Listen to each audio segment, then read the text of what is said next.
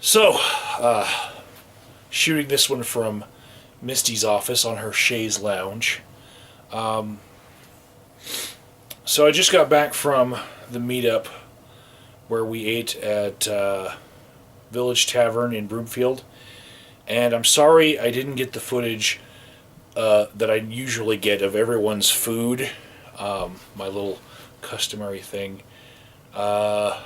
Yeah, I was a little preoccupied because the person who picked out the place where we were eating and had RSVP'd, he did not show up, and that was Batfly.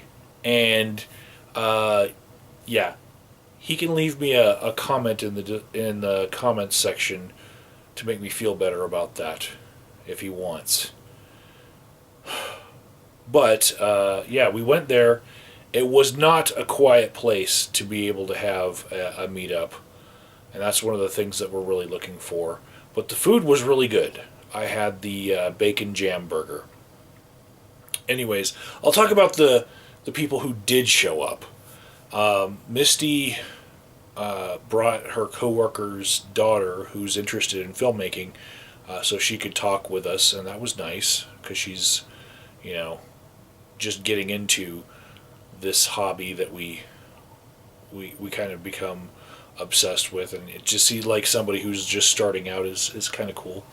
But the two guys I'm going to talk about are the first one is Stoic Photo, and he actually brought a printout of his channel so that we would know what his channel was. But basically, I'm going to leave a link in the description box to a video. We actually watched this at the table, and we were watching. He does time-lapse photography and puts it into videos, and some of his time lapses are from some just awesome views. The video that I'm going to link, it at one point it has a lake that is reflecting what's happening in the sky, and it's doing the time lapse. But then some swans come in and start splashing in the lake in his shot. And then at another point, he's at the Grand Canyon and looking down at the clouds that are in the canyon, and then they just kind of come up and kind of engulf the whole shot, and it's just awesome. So go ahead and check him out. And then we had a documentary filmmaker show up.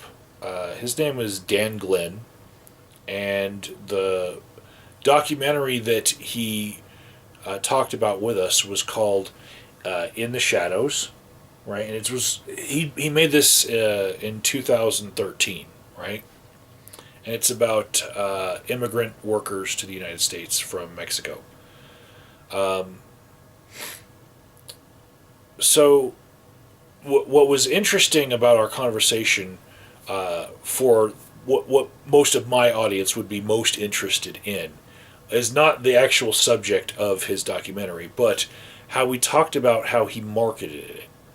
And he got it into a distribution company who put the film in like 3,000 university libraries.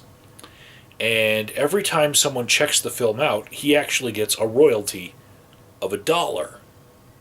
And I guess the libraries have contracts with the distribution companies.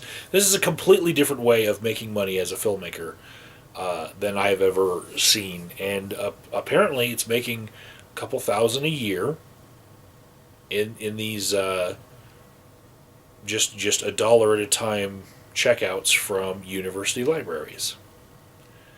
And I thought that was a really neat alternative way to make money with film.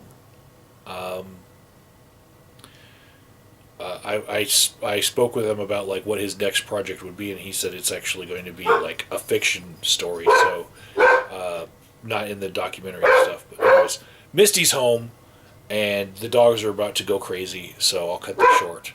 Yeah, that was yet another successful meetup.